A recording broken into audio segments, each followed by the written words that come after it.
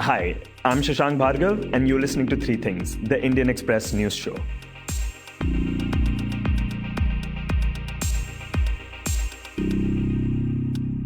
Out of all the states, Uttar Pradesh has been the worst affected by the protests against the Citizenship Amendment Act. Violence has now erupted in 12 districts, including Firozabad, Rampur, Meerut, and Bulandshahr. So far, 19 people have been killed, of which at least 14 were Muslims who died due to bullet injuries. In at least 2 cases, the police have admitted to firing in self-defense. Hundreds of people have been detained, public and private vehicles have been burned, policemen have been injured, and for more than a week now, the government has suspended or curtailed mobile internet in multiple areas across the state. Last week on Thursday, when violence had erupted in the state, Chief Minister Yogi Adityanath had said that his government would take revenge on those involved in the violence by confiscating their properties. He said that all their faces have been identified, they are visible in videos and CCTV footage. Uttar Pradesh में इस प्रकार के तत्वों के साथ हम सख्ती से निपटेंगे। मैंने इसके बारे में अभी एक बड़ी बैठक बुलाई है और मैं इस चीज़ को स्वयं समीक्षा कर रहा हूं, मैं स्वयं देख रहा हूं और जो भी जिम्मेदार होगा उसकी जवाबदेही भी तय करेंगे। इस हिंसा में लिप्त प्रत्येक तत्व की प्रॉपर्टी को जब्त करेंगे और उस जब्त से सार्वजनिक संपत्ति को हुए नुकसान या कहीं पर पब्लिक प्रॉपर्टी को जो डैमेज किया गया है, इसकी भरपाई भी हम उन सभी उपद्रवियों से करेंगे, क्योंकि वे सब चिन्हित चेहरे हैं, वे सब वीडियोग्राफी में आ चुके हैं, सीसीटीवी के फुटेज में आ चुके हैं।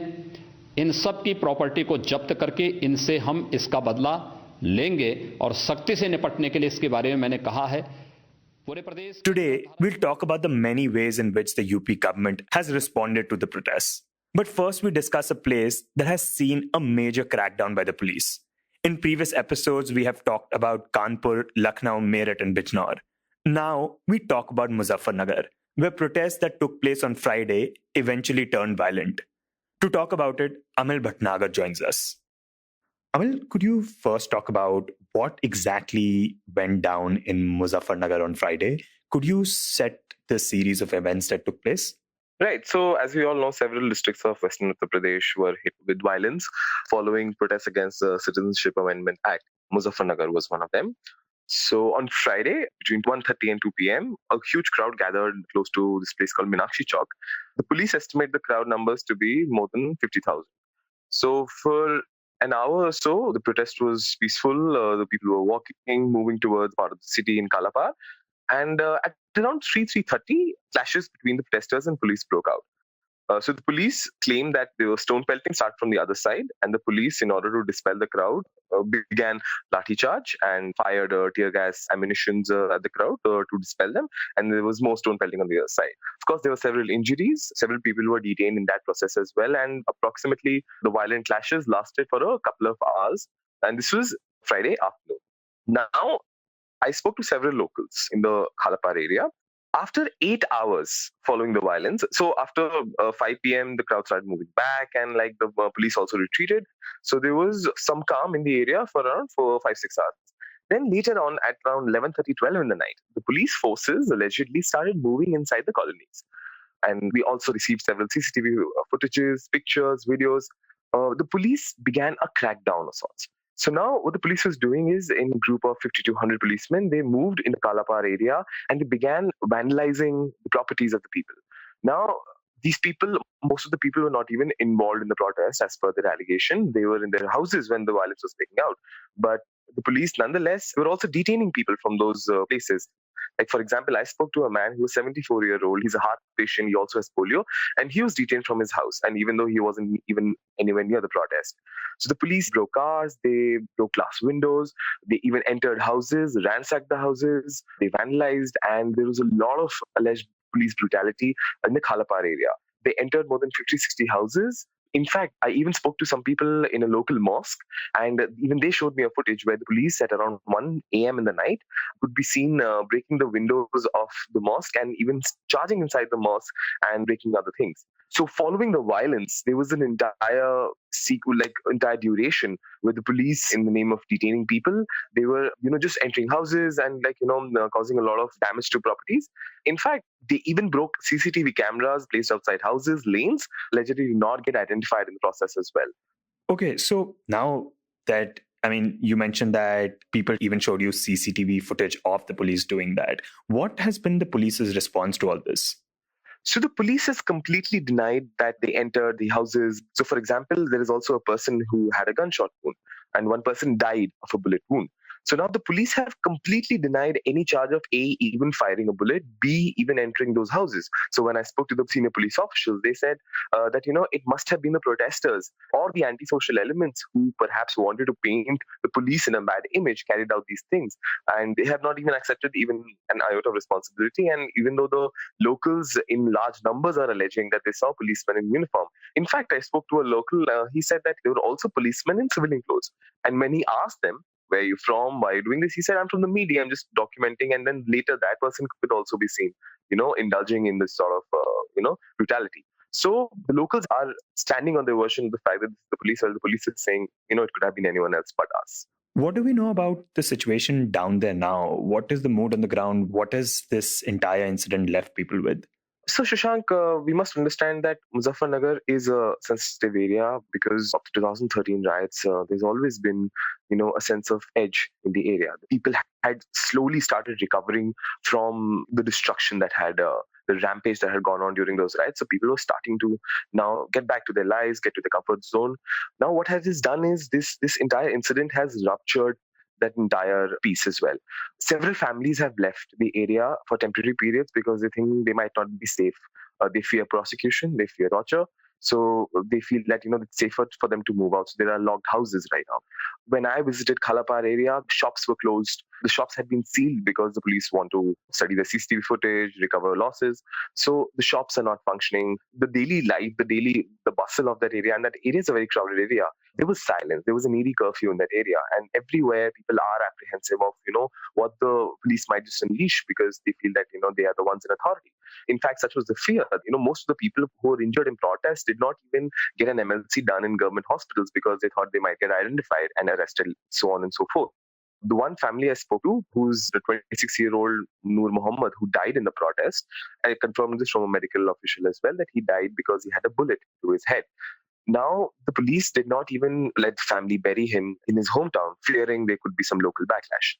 And their allegation is that, the person lived here and he died here, and yet he could not be buried here. So, of course, there is some sense of fear. And also the internet blockade that happened immediately after the violence, and there is internet blockade right now as well. So there is still a lot of information not being able to come out. So that also increases the apprehension, increases the fear, because people cannot reach out to their loved ones, their families, their acquaintances. So for the next 1 week or 10 days, we will have to see if, there can be some confidence building measures where, people can start coming back, because it has just left a very bad taste in a lot of people's mouth. So I could observe from our conversations that there is a sense of mistrust in the administration right now. We now look at how the UP government has responded to the protests and the actions that it has taken so far. Maulshree Seth, who reports on political and social issues in Uttar Pradesh, joins us on a call from Lucknow to talk about it. Maulshree, Uttar Pradesh has been the worst affected since the protests against the Citizenship Amendment Act have been going on. I wanted to know from you, what has been the government's response since these protests have been going on? UP government has taken large-scale steps, and they have been on various fronts.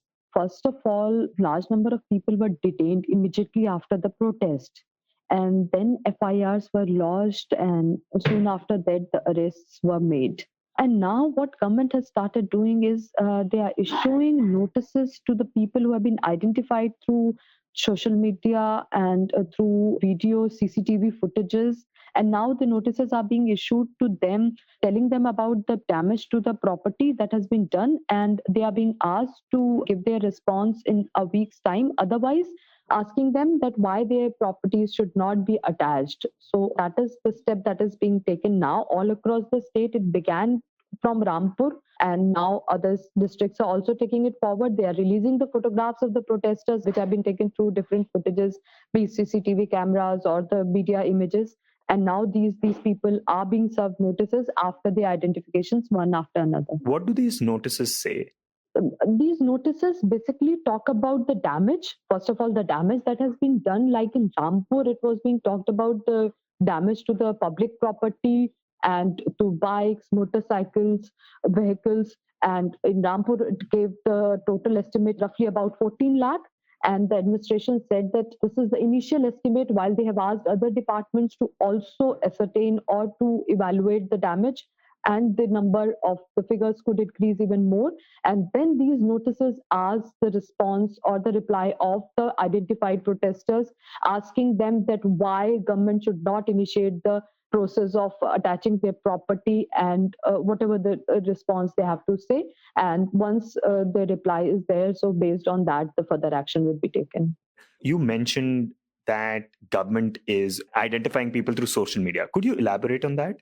What they have done is not actually identifying people through social media, but they are monitoring social media and they're identifying what they're saying, if there's any objectionable material which has been posted, or they find any people who are spreading rumors, so action are being taken against them. So that number is also huge. Like as per the official records so far, about 120 people 24 people have been arrested for uploading objectionable material on social media, which includes Twitter, Facebook, Instagram, YouTube, and 93 FIRs have been lodged in these cases.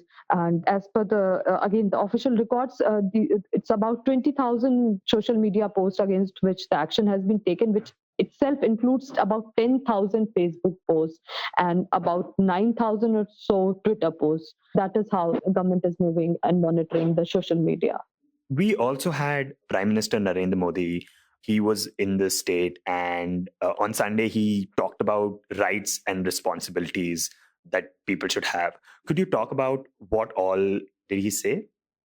Yes, basically, Prime Minister was here to unveil this statue, bronze statue of Atal Bihari Vajpayee, former Prime Minister and former MP of Lucknow, five-term MP of Lucknow, at Lok Bhavan. So he was here, and after the unveiling ceremony, he specifically mentioned the violent protest in Lucknow and in across UP. And then he said that as we move towards the 75th year of independence, the time has come to speak more about the responsibilities than the rights. He said that since independence, our entire focus has been on rights, speaking about rights. But now the time has come and time demands that we should start speaking about the responsibilities as well.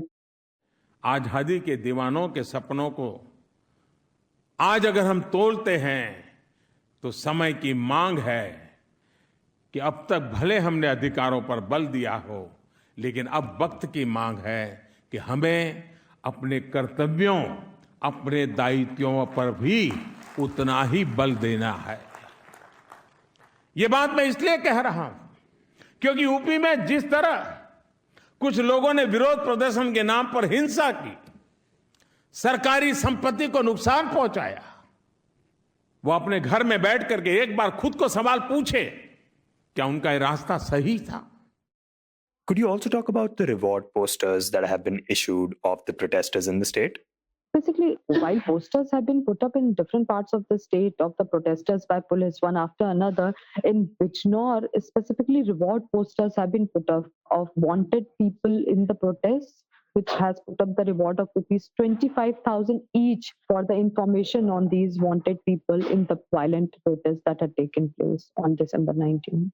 And we are recording this late in the evening on Thursday, and there are now reports that a UP minister basically refused to visit the family of two people that had died in the protests.